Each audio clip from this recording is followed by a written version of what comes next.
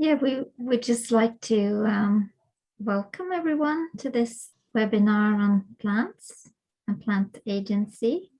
And all the panelists in this webinar are here because they have contributed to this anthology on plants in children's and young adult literature, which has been edited by Melanie Duckworth and myself, Lykke Guanjo Ullerud.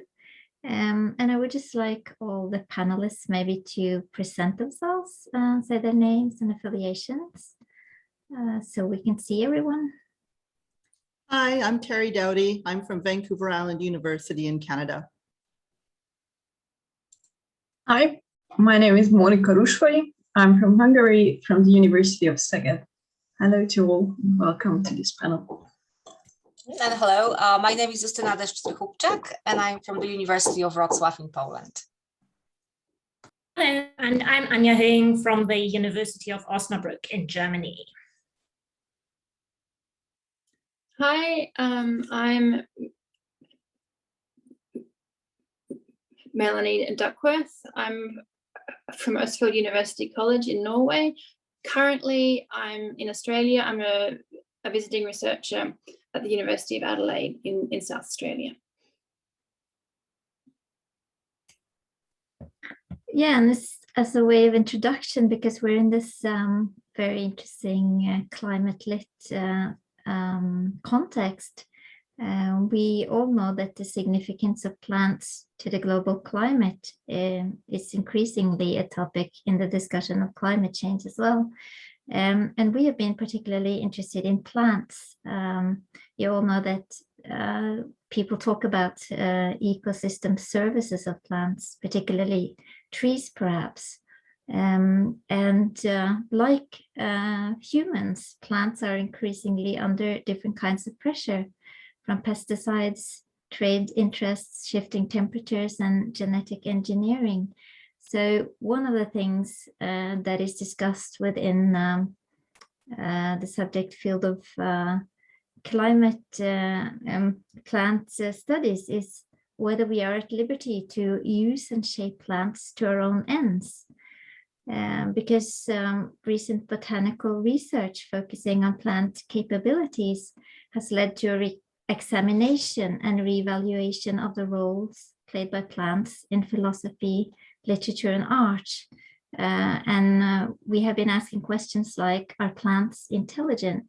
What types of agencies do plants have? How do we represent plants in science and art? And should we think of plants as people? And even if we do not, do plants have rights? In terms of the structure, we would like to start by giving you a taste of our different contributions in plants in children's and young adult literature. And after that, we will open the panel to questions and comments, and hopefully we will have an interesting discussion. So the first section of our book is entitled Botanical Fascination. It comprises chapters which engage with plant botany and the philosophical distinction between plants and other species. So I think I will just pass the word to you, Terry, and you can tell us a little bit more about your chapter. Thank you, Lykke. And I thank you and Melanie for your creation and guidance of this so interesting project. I also need to do a couple of other acknowledgements. I acknowledge a grant from my university that allowed me to study at the Swedish Institute for Children's Books, which has led to some of this research, some of this chapter. And I also want to acknowledge that I wrote this chapter on the traditional unceded territories of the Snuneymuxw people. So the texts that I discuss, as you can see, look a bit retro, they're older. And for many people, these are not really what one considers climate literature, but I think they're still useful to look at and instructive as exemplars of plant-human interactions. I became interested in the topic when I first encountered the work of Elsa Beskow, I was very familiar with the intersection of flowers, children, and fairies in the Anglosphere tradition, exemplified by Cicely Mary Barker here. But I found Besco's books very different. She was writing in the same period, roughly as Barker, but at the same time, her books have a much stronger focus on relationality. And I started reading to try to find some theoretical framework to articulate what I was sensing when I read the books. So I read Donna Haraway, Africa Taylor, Karen Malone, and others. And what I found really best explaining what I see in Besco's work is multi-species entanglement. And so I begin my chapter by talking about plant blindness, humans' inability to see plants as anything other than background. Barker's books, with their use of fairies to ventriloquize plant identity and concerns, function dominantly to combat plant blindness. There's an overtly educational element to these books that facilitate plant identification and impart plant knowledge. Comprised of individual poems and paintings for each plant, these books do not lend themselves overly to reimagining plant-human interactions as entanglements. In Besco's books, however, which present narratives, we find decentered human children learning to see plants, to engage with plants, and to recognize that, to borrow Matthew Hall's phrasing, plants are persons. Besco's plant-human hybrids exist within complex webs of relationship among different species of plants, insects, birds, amphibians, and yes, even humans. In the illustration I've included from Christopher's Garden, you can see a mix of plants that are useful to humans and not particularly useful. You see the human child is not at the center. The person playing the lute is actually an avatar of the month September. And so what you see is a kind of gathering where there's no apparent hierarchy that places humans at the top. Lately, I've been reading more in Indigenous science, and I have been struck by botanist Robin Wall Kimmerer's application of Gary Nabhan's statement that there can be no environmental restoration without restoration. Some might dismiss works like Barker's or Besco's coming from the early 20th century as quaint or lacking relevance in our current moment of climate crisis. However, if we seek to generate an effective cognitive shift to transform human understanding of our place amongst our fellow more than human beings on this earth that we all share, we may find new old stories provide necessary imaginaries to guide us. Thank you. Thanks, Terry. That was great. This second section of our book is entitled Fantasy and Folklore, which focuses on magical and animated plants in fantasy and myth. And so representing this section of the book, I'll pass on to Monica. Thank you, Melanie. And thank you for putting this very interesting volume together. I was really happy to engage on working on it. And I have to admit that my relationship to nature and plants is twofold, because on the one hand, it is included in my research topic as a PhD student. And I'm also a fantasy author writing in Hungarian. And I'm also very much interested in plant-human relationships in my writing as well. So the title of my chapter is Vegetal Magic, Agnieszka's Journey to the Understanding of the Vegetal Other in Naomi Novik's Uprooted. What you see on the picture is the Hungarian cover of Uprooted. I found this version of the cover because it was so intricate with these tree branches intertwining everything on the picture. The methods of facing the other play a key role in handling the global climate crisis.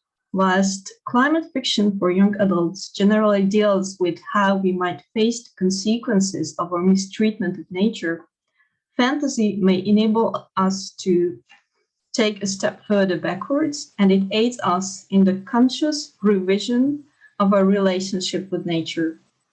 In our global capitalist reality, nature is most commonly seen and pictured on anthropocentric terms. However, fantasy literature is able to challenge this anthropocentric attitude. This is exactly what happens in Naomi Novik's young adult fantasy novel, Uprooted. Novik problematizes the vegetal through a terrifying magical wood where trees capture villagers and consume them, while the poor victims' agonized faces remain visible through tree bark.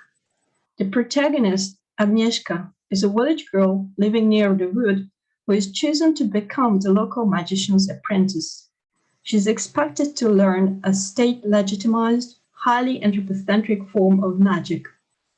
Agnieszka is unable to internalize this perspective and begins to work out her own magic that relies on solidarity with the non-human, that is the vegetal and the wood.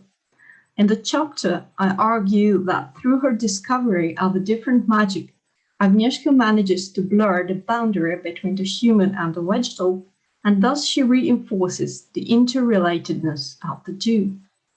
Lastly, I would like to share some details with you about the ways how the titular vegetal magic, the key tool to our relationship with nature, is achieved in this novel. So firstly, to obtain vegetal magic, Agnieszka has to challenge an established system of knowledge and evidently rewrite its rules. Secondly, this entails a non-rational, almost artistic modification of language. In the novel, obviously, it is the language of spells that she uses.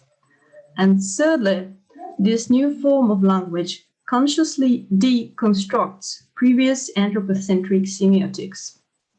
So all three are worth considering not only when fighting against a seemingly ruthless magical wood, but also when we have to face the consequences of our previous misunderstanding of the natural other, and to think about these when we want to re-establish and reconstruct our relationship to nature.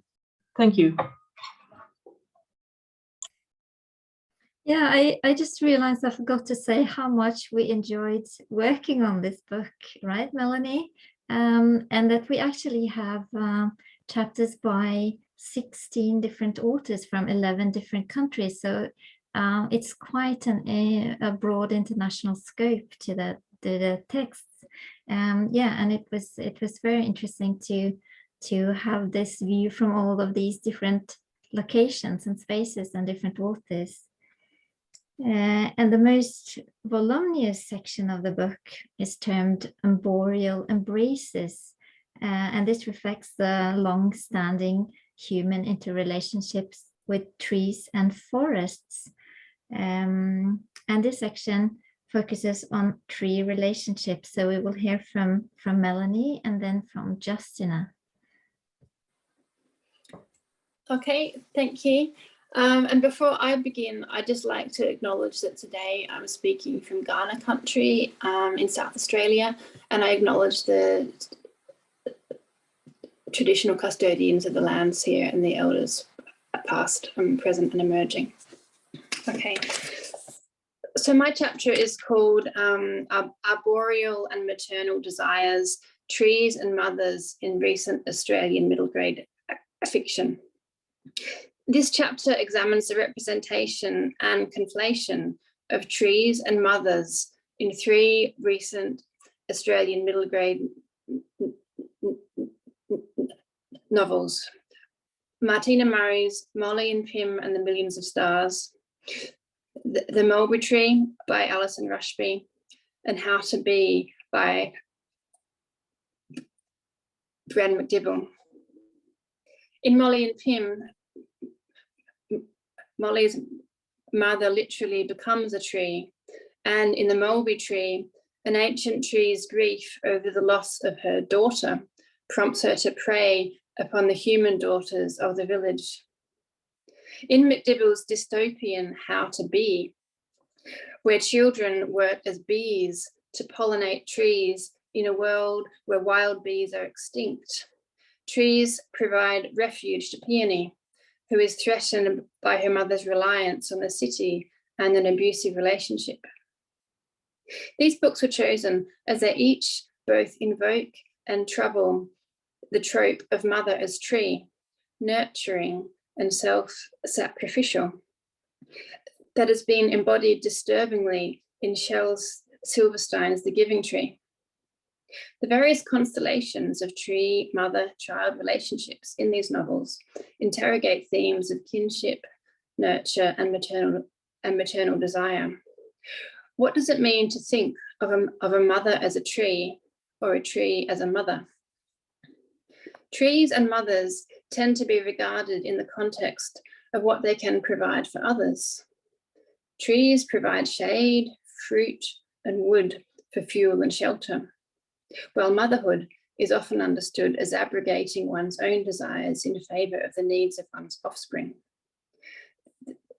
The desires of trees and mothers are less frequently considered. I found that these novels present the relationship between mothers and trees differently. While Molly and Pym directly overlays the image of the caring mother with a fruitful tree, and How to Be questions the natural association of the mother and the tree. The mulberry tree imputes fierce and dangerous maternal desires to a tree itself. While this does not reveal anything new about what could really be considered arboreal desire, it does raise the prospect of a tree as a desiring being.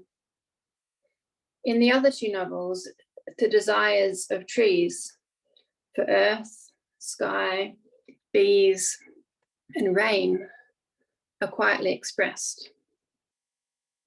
As the title of How to Be indicates, the novels propose a different way of being in the world, alert to the desires of plants as well as our own.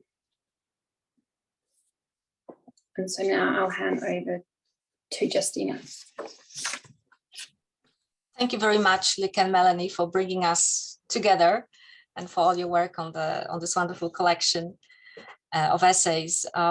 So together with Charlotte van Bergen, who is an independent scholar based in the Netherlands, we are authors of Chapter 8, Arboreal Entanglements, Children, Forest and Deforestation in Eco-Poetry by Children. And in the chapter, we rely on the concept of children forests to address entanglements of children and forests as we reflect on 29 eco-poems about deforestation written in 2018 by pupils of John Clare Primary School in the village of Helpston in the UK. Children forest is an element of childhood nature, a continuum of mutually shaping and multidirectional connectivities of children and nature involving humans and other kinds of beings and agencies. Children, just like adults, are nature because they always already belong to modern human collectivities. And I think that, well, at this point, I would also like to stress, I think the absolute necessity that we as scholars and of course other scholars working on childhood, broadly speaking, this necessity to address, I think, the kinds of children of childhood nature that is emerging at the moment in Ukraine. Childhood nature, itself is a sphere of nature cultures, a concept developed by Donna Haraway, a concept which collapses the social biological divide and highlights the messy co-mattering and inseparability of nature and culture. As childhood nature manifests itself in diverse practices, we acknowledge children's literature and culture, which for us includes child-authored texts, as belonging to it. And we see the poems we discuss as co-constituting a particular children forest through representations of trees' lives and the interspecies communities in which these trees participate. In all the poems, the lyrical subject is a tree pondering the devastating results of deforestation, and some trees also contemplate their own death. we reflect on how the arboreal imaginaries created by the young authors rely on anthropomorphism to both confirm and challenge human domination over forests. And finally, and I think most productively for further research on children's culture of and in the Anthropocene, we think of children's culture as part of nature culture. And this is the idea that I have also been working on with Macarena Garcia Gonzalez. We suggest that cultural texts and practices, regardless of who produces them and with whom they are meant to be shared, emerge from the ongoing commingling of human and non-human actors, the physical world, language, various forces and intensities, including a war, for example. And furthermore, texts of culture are not just expressions of human activity whose meaning awaits to be decoded by a human subject, but they rather gain and lose agency as a material force or a non-human actor. Creativity itself is not an inherently individual human property, but a process resulting from the mutual constitutiveness of multiple agencies in human and non-human entanglements, for example, involving children, forests, and trees, and other texts. And here, I think we are moving away from the developmental framework, which in turn opens the possibility of the child and adult as we-centered in a network of material semiotic relations without being denied their ability and right to express their own unique ideas, for instance, about climate crisis or plastic pollution or loss of biodiversity. And a number of questions, of course, emerge here, and I just mentioned a couple of them. So what does it take to develop an ethical sensibility to the flat ontology of relations among humans, texts, and forces, and the world, sorry? What epistemologies do we need to know these multiplicities, these movements? How are text and media material and agentic in children's and adults' entanglement with the world?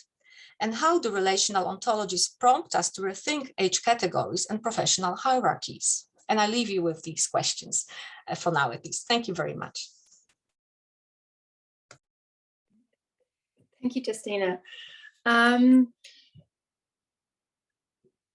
As you've probably noticed in listening to the short talks we've had so far, the concept of agency is really something that comes up again and again, the agency of plants, the agency of children, in kind of these entanglements or in desires or in relationships.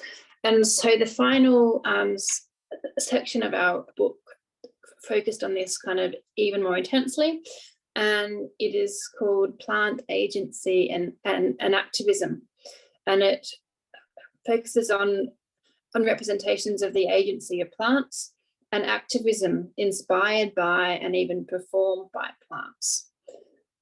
So we'll hear from Anya first and then from Lykke.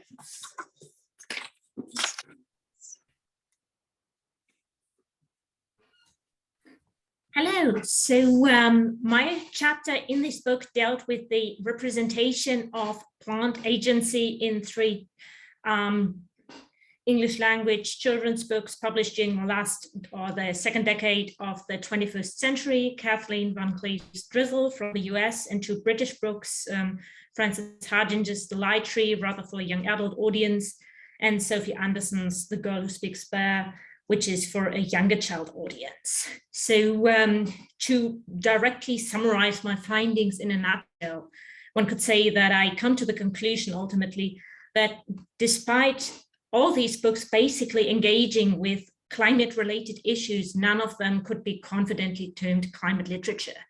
So why is that?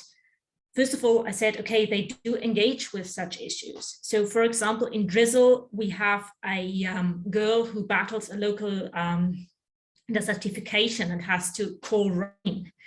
In The Light Tree, we have basically an age-old tree that fights for its survival in a changing world, in a very nasty way. And finally, in The Girl Who Speaks Bear, there's a girl who has to fight a vegetal fire dragon who devastates an entire forest. So climate change is an issue in all these books, but it is an issue in a rather weird way.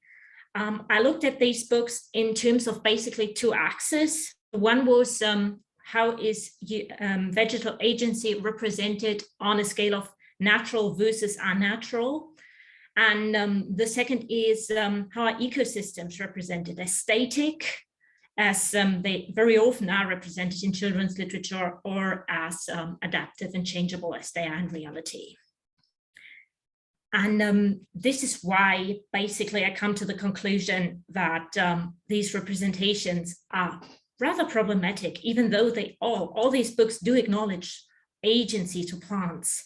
So first of all these stories basically misrepresent ecosystems, representing them as static. Basically, the idea is that once you will stop pushing an ecosystem, it will just revert back to its original natural state and all will be good again. So basically, they present easy solutions to a problem that obviously isn't that easy. Second is that even though all these books represent vegetal agency, they all situate that as something basically magical. So in Drizzle, the entire farm is magical. In the light tree, the vegetal agent, the light tree, is some part of a vanishing system. So basically a representative of the very system the protagonist fights against. And finally, in The Girl Who Speaks Bear, we have a fairy tale underplot, you could say, intersecting with the main plot. And the plant is most agentic in these fairy tale stories. And the deeper you go into the main plot, the less agentic the plant becomes. So agency is again presented as something like the stuff of fairy tales. So a child reading these books can be confronted with a lot of vegetal agency and still in the end believe, okay, this is the stuff of magic, and can go out again and see the forest is nothing but setting, which it obviously is not. Final point is that even though all these stories are about agentic plants, they are also at the bottom still primarily about children growing up. So the plant is always kind of the sidekick. In the light tree, it's even the villain, while the main heroine is always a girl who has to find her place in the world, has to find her place in her peer group. So in a nutshell, you could say that these basically rather hope-inspiring books, because they do represent vegetal agency, still tell us that in order to really do something about climate change and to get our children to become activists against climate change, what we need in the long term is a significant shift in what is represented in children's literature. And this is my chapter in a nutshell. Thank you. Thank you very much. We'll move on to Lika now as the final chapter we talk about. Yeah, so in my chapter, I've been interested in exploring the concept of vegetable violence in Andrew Griffiths and Terry Denton's The 52-Story Treehouse.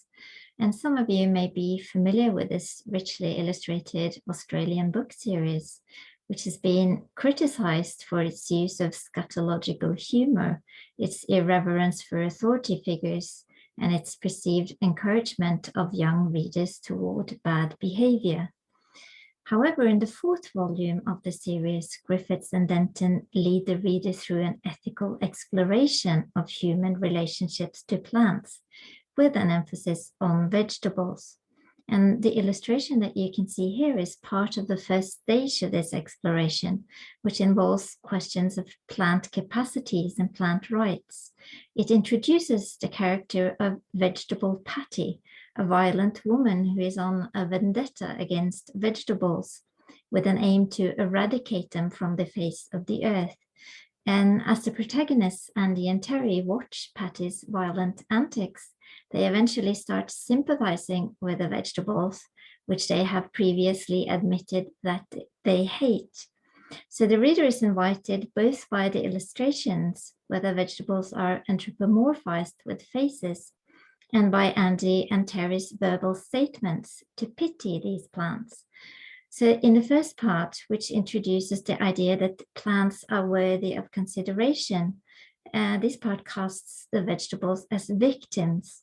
But later the story foregrounds the agency of plants, who are recast as villains when the protagonists discover that their friend and neighbor Jill has been pricked to sleep by a carrot, alluding to Sleeping Beauty, the fairy tale. And Jill is the animal whisperer in the series, who can talk to all kinds of animals and insects. But in spite of the protagonist's love for violent chainsaw juggling and shark tanks, actually the harming of animals is something of a taboo in the books. In the 52-story treehouse, it looks like this ethical consideration for other species is about to get extended to plants, but the narrative eventually pulls back from this ethical position. As Andy and Terry travel to the vegetable kingdom to find a prince who can kiss Jill awake, their relationship to vegetable undergoes a carnivalesque reversal. They don vegetable costumes to blend in, engaging in phytomorphism, but are discovered and thrown in the dungeons by violent vegetables. So here the vegetables are turned into monster plants, a trope suggestive of taxonomic unease in relation to species boundaries. As the protagonists are about to become human soup, Vegetable Patty comes to their rescue, silencing the vegetables once and for all. And this final silencing of the vegetables signals an ultimate reluctance to accept the proposition that plants have moral worth. But even so, I would say the vigorous, genteel vegetables in the 52-story treehouse managed to memorably disrupt the story universe, and might even sow a few seeds of phyto-awareness in the reader along the way. Yeah, so that was my chapter, and we've been through a few samples from the book. So I think we would like now to open the webinar to questions and answers. If I don't know if you have received any questions, or whether we should just discuss between ourselves.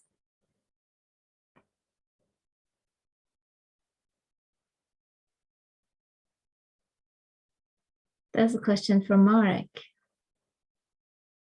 I need to unmute myself. I wasn't able to post a question in the Q&A for, I don't know why, but the question is this. In the books that you examined in your chapters, how is the question of plants' individuality versus collectivity examined? Like, how do authors treat plants as individuals, the way like individual persons, or are plants more projected as, I guess, collective forms of intelligence? Like, I'm very curious about the range of these different forms of representation that you saw. Thank you. May I speak? Yeah. Okay. That is a really interesting question, Mark, because a lot of the science that Lieke referenced does talk about plants living not as living collectively, rather than as kind of collective or specimen types, I guess. With what we're learning about, things like mycelium, underground networks between plants and trees and such. But for the books that I look at, in the flower fairy books, the plants are kind of specimens. But in Beskel's books, the plants are part of communities, and they are anthropomorphized to some degree. I would argue that anthropomorphism is a necessary element in humans trying to kind of connect with plants, because they're otherwise, they're so alien to us in their biology, that and of course we have no kind of common language at this point. So I think, anthropomorphism is a way to try to connect a little bit. And the plants that Besko describes they are in families. They're multi-generational families. They are extended families, webs of kinship. And they are given names that are kind of, species, Mrs. Cabbage or what have you. But they are very definitely, I think, presented as lively beings that live in constant entanglement with one another. And it's the children who become brought into that entanglement as the outsiders, as it were. So I don't know how much that answers your question, but it describes the books. Yeah, I might just jump in as well, if that's okay. Or Anya, are you going to go? No. Okay. Yeah. So thanks for that. Yeah, I just add, like, in the books I looked at, there was kind of a contrast, especially in two of the books, The Mulberry Tree and Molly and Pim and the Millions of Stars. They both really focused on the idea of a tree as an individual, I suppose. So like in Molly and Pim, the mother actually transforms into a tree, so as a person who becomes a tree. So it is actually a person, it's actually a human, but it's a tree as well. And then in the Mulberry Tree, it turns out that's kind of this horror story of this very evil, scary tree that's kind of haunting and consuming characters in the village. It turns out the reason she's doing this tree is because hundreds of years ago, she had her own little daughter tree next to her, and the people who owned the house decided, oh, there's no room here for this little sapling, we're going to move it out into the park. And this tree is so furious and angry and devastated by her daughter being stolen from her that she then attacks the daughters of the people. So that's quite anthropomorphized as well, but it's thinking about the tree as a character with agency and emotion, I suppose, which I think was quite interesting. But I would just say as well that this kind of a Western concept of the tree as a kind of an individual is something that's also quite different often in Indigenous cultures. And I'm reading up on Aboriginal poetry about trees for a new project I'm working on at the moment. And quite often other trees in Australian Aboriginal works are presented more as kind of embodied in country, in the land, and in relationship with other plants and animals and people. So it's not the concept of an individual tree or by itself, it's the concept of it all being connected, I guess. Perhaps to add one final voice to that question, because in my books, it's quite interesting that the one presenting the plant as most individualistic is the one actually presenting a crop. So that is the story Drizzle, where the girl makes friends with a rhubarb. And it's rhubarb on a rhubarb field, on a rhubarb plantation. And so she says stuff like, okay, he's in row 13, the 48th plant on the left. And my mother she never finds him. She doesn't realize that he's my friend and not the other rhubarbs, just him. So that's quite an interesting way of dealing with this individual plant. But still, the farm is represented as a kind of ecosystem, and the plant also becomes a kind of voice for the entire system. So he can't speak, but he tries to communicate via letting his leaf hang, telling, okay, we need rain here, and speaks up for the plant or the farm as an ecosystem.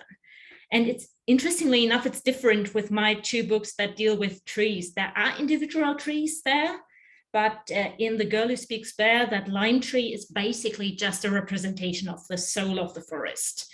So it doesn't have a character, it's just the voice of the forest. While in the Lie tree, there's this one individual tree who's kind of, it's the last of its species. You get the feeling it's the last of its species. And if it wasn't that, there also wouldn't be a kind of individual character to that. It's just the plant fighting for its survival. So the most individualistic plant in these books I looked at is the crop plant.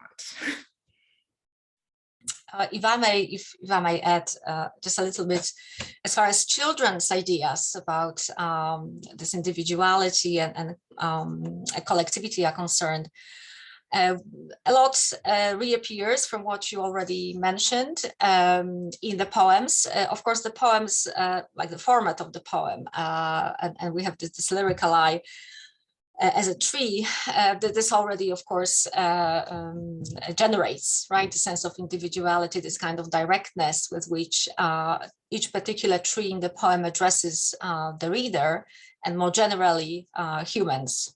There are quite a lot of direct addresses to those humans who come to the forest and destroy it.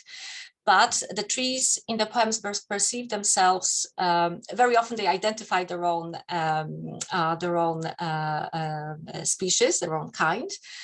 They see themselves as part of bigger families of trees, and also as providing kind of, or being at least interconnected or entangled with other creatures, with animals. And they see the destruction of themselves and the forest in general as in this kind of broader ecological sense, as well as a destruction of the whole community.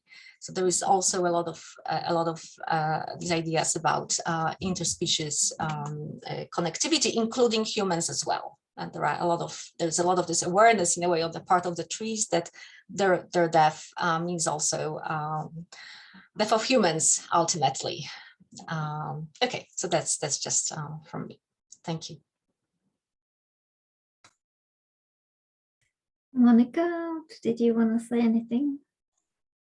Well, may I address one of the questions in the Q&A session, the one asking about whether anthropomorphism is wrong and how we should approach this? Because I think that the basic thing in this respect is that I was speaking about anthropocentrism, and we must differentiate between the two, because anthropocentrism is the way that we always talk of the human position. We sort of apply a human gaze on nature and we see or benefit from it. For instance, 2 years ago, I spent 6 weeks in Krakow, Poland, and I was watching the beautiful park around the city center. And there actually I saw some trees that were in the middle of the path, and the path was sort of winding its way around the tree. So, and I even posted a picture of that and saying that this is non-anthropocentric thinking, because they didn't only think of what the human objective would be, that the road should go straight on, but they circled around the tree because they knew that it was a huge tree and birds needed the tree and everything. So they could go beyond that. What about anthropomorphism? Anthropomorphism can become very useful because every person do feel that plants are quite far away from us in their bodily construction, in how they function in everyday life. But through anthropomorphism, they can be brought closer. And if you think about the terminology that we use even in critical plant studies, you see titles coming out such as the mind of plants. Do plants have intelligence? The language of plants. So we keep using these words, and I think that these do help us in establishing a relationship to nature. So I think that putting a human gaze, an anthropocentric gaze on plants is wrong, but a moderate deal of anthropomorphism can be actually good. And well, I think that in the novel that I analyzed, I think this aim is achieved. So the level of anthropomorphism is moderate, sort of. Yeah, I just wanted to say in relation to the language of plants and our language about plants and whether plants have language. I think there's one type of language that we have sort of access to or in common with plants, because plants communicate through pheromones or through scent. And this affects us often perhaps subconsciously, but I think some of the figures of thought and patterns of language related to plants stem from a sort of comprehension of their effect on us, even if it's unconscious. So I think that there is an ongoing communication between us and plants, if we pay attention to it, we can perceive it in more subtle ways, perhaps. I also think sorry, Anya, go on. Yeah, just briefly, that humans probably can't think without anthropomorphism at all when they think about anything else in the living environment. So I probably start to just, without noticing anthropomorphizing plants around me, to just realize they are there. And I think that probably if you don't do that at all, you wouldn't be able to really connect to anything living, not only plants, but also animals, and just always keep a distance. And it really helps to perceive or to anthropomorphize plants in order to perceive them as individual beings who are living here and not just as kind of a setting. It's just briefly. One more thing, sorry. One more thing is very briefly. I was also thinking about that in some cases, it also works in the other way around, that like when we use metaphors, when we compare human things to plants, like when you see a family tree, what is that? It's going the other way around. We say something human and use a plant image. So I think it's very interesting that there are cases when it works the other way around. That's it. Yeah, I was just going to add as well, that anthropomorphism and anthropocentrism are not synonyms. And as part of my research for my chapter, I did read a number of articles by social scientists who were working with children and examining their capacity for empathy with plants. And it seems that some level of anthropomorphism is really required for that to take place. And I think that's at the root of what I was trying to say when I talked about restoriation, that we need, that humans need narratives, and I think need anthropomorphized narratives sometimes to help us reimagine and maybe reset our relationship with other beings.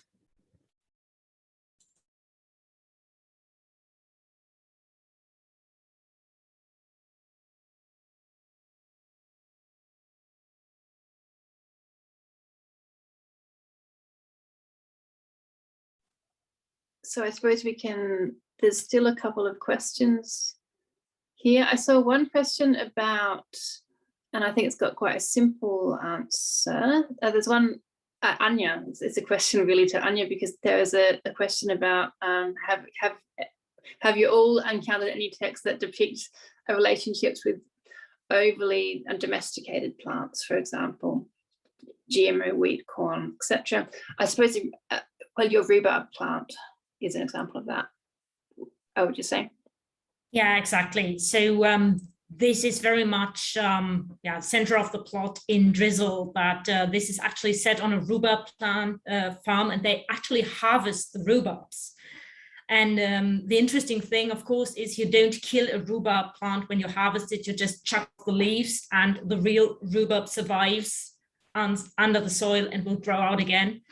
But they also have all these practices like putting rhubarb in sheds so that it's dark and it will grow larger. And they've got different specimens and all that. And the interesting thing is that the protagonist never really connects to any of these plants except for that very one who's her friend. So this is a very interesting kind of relationship, because it's kind of reminiscent of these standard discussions you get with animal studies, with this idea of having pets and loving animals, and I'm sitting down at the table and eating animals. And it's basically the same in that story. So she's friends with a rhubarb, but harvests rhubarb. So, but I think this is pretty unique. This is also why I picked this book, even though the author isn't half as well known as the other two, because I haven't come across a book like that again. And still haven't. Yeah, it's quite unusual. Just looking through the chats, there was a hello from Andrea, who wrote one of our other chapters. Hello, thanks for calling in. Hello, Andrea. We love your chapter too. It's nice to have you here. And then we have another question, which is, what are the main overlapping themes you have seen throughout all these chapters? So if any of you have anything to say about that.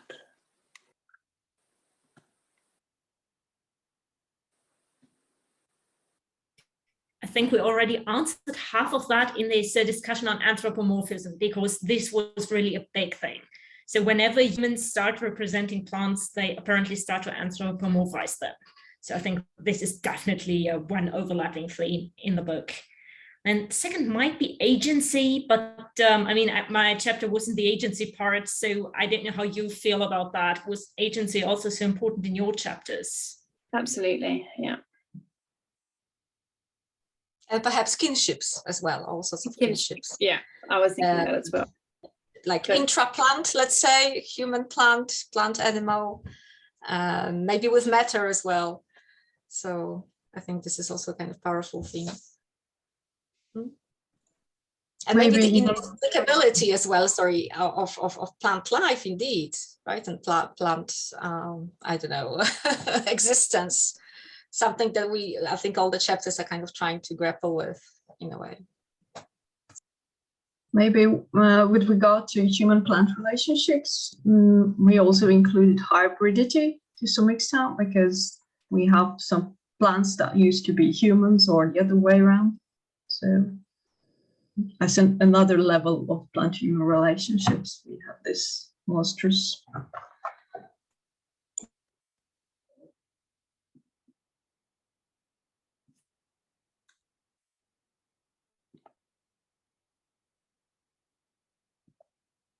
Just seeing if there's any more questions left, or does any contributors have any questions?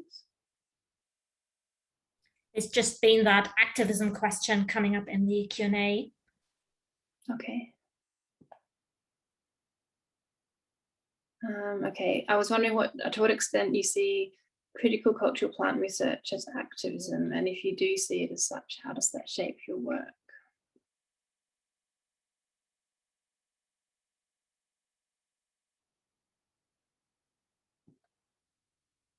Perhaps I'll start just briefly. So obviously not activism in the sense of going onto the street and protesting for something.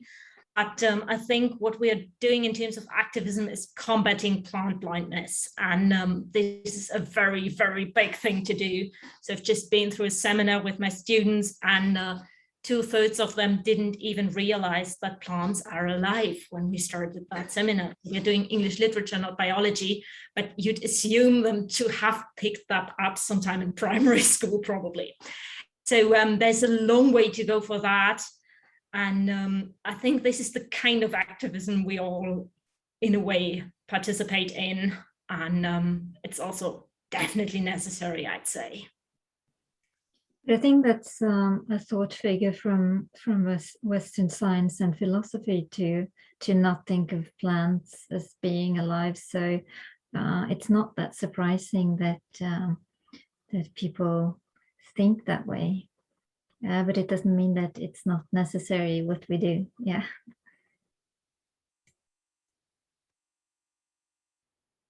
Yeah, and I suppose, well, you're asking the question about how it shapes our own work now. I'm working on a new book now on plants in mostly Australian literature, and we're having a big focus on Indigenous literature from Australia and Indigenous perspectives on plants. And I think that's important to kind of start to decolonize how we think about the role of plants in our nations, in our countries, in our lives. So, yeah. Yeah, just to add to that, because there's this whole story of colonialism attached to botany as well. So those perspectives are entwined with that very interesting book project that Melanie is engaged in at the moment. I'm looking forward to seeing that book when it comes. Maybe there's another climate-lit webinar, who knows?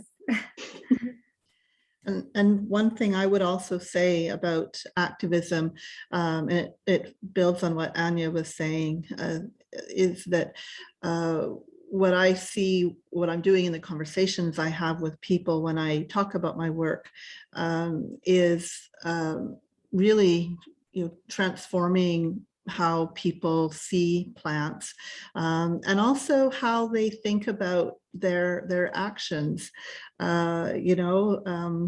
We have these categories, weeds, for example. Well, who's to decide what's a weed? And what do we feel righteous about doing to rid our our spaces of weeds? So I think there's an element of activism in making people question their own assumptions and their own choices and actions. I mean, something as simple as do you use pesticides and herbicides?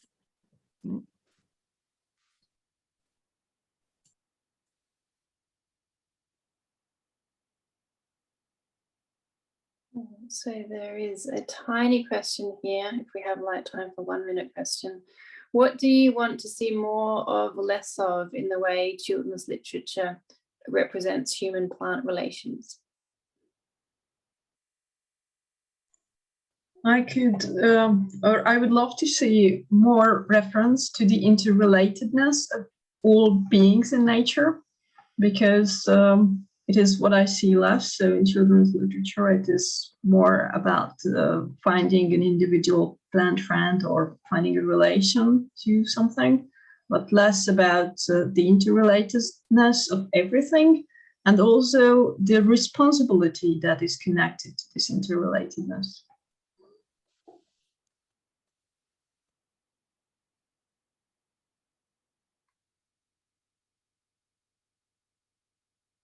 And I would say that maybe less of this kind of motif of individual human beings saving plants and assuming that if you save one tree, you solve the problem, I don't know, of climate change or, well, ecological problems more broadly. I think we still have a lot of this going on as well. So maybe less of this and maybe more of indeed, as you were saying, when you come of this kind of collectivity, interrelatedness, and also thinking maybe more in terms of agency of, or maybe a kind of an agency that emerges in our encounters, right? We of course have our own agencies. Trees have their own agencies, but then something else emerges in the encounters, and maybe exploring this kind of thing, if it's possible. I'm not a creator, I'm not an author, I can't say, but maybe this would be an interesting way to think about plants. So. And I'd like to see, no, you go ahead. I'd like to see less of plants as just static, as background, or as never changing.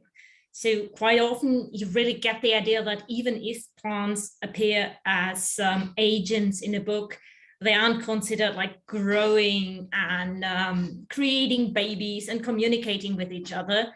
So less of that and more, of course, of plants that actually do what normal plants do. We often have plants in children's literature that grow, that creep somewhere, but quite often they're monstrous. So the idea of plants doing something apparently is still kind of uncanny or even spooky. And I'd like to see that normalized in a way, that it's not always spooky if a plant does something. And I'd like to, building on Melanie's project, I'd like to see a broadening of voices in children's literature so that we get stories about plant-human relations that reflect other philosophies than the kind of standard Western scientific hierarchical view. Excellent. I think we have to stop now. It's an hour, so I'll say goodbye and then I'll pass on to Lucia, and you, because I think I interrupted you about to say something. But from me, thank you, and thank you all for writing your wonderful chapters and working with us. It's been a joy, and this conversation's been a joy as well. So I'll pass on to Lucia now. I was just going to say about the same thing as you just said. So Thanks to everyone for joining the panel and to everyone listening and posting questions. Yeah, and thanks, and have a good rest of the day or night or evening, wherever you are. Bye.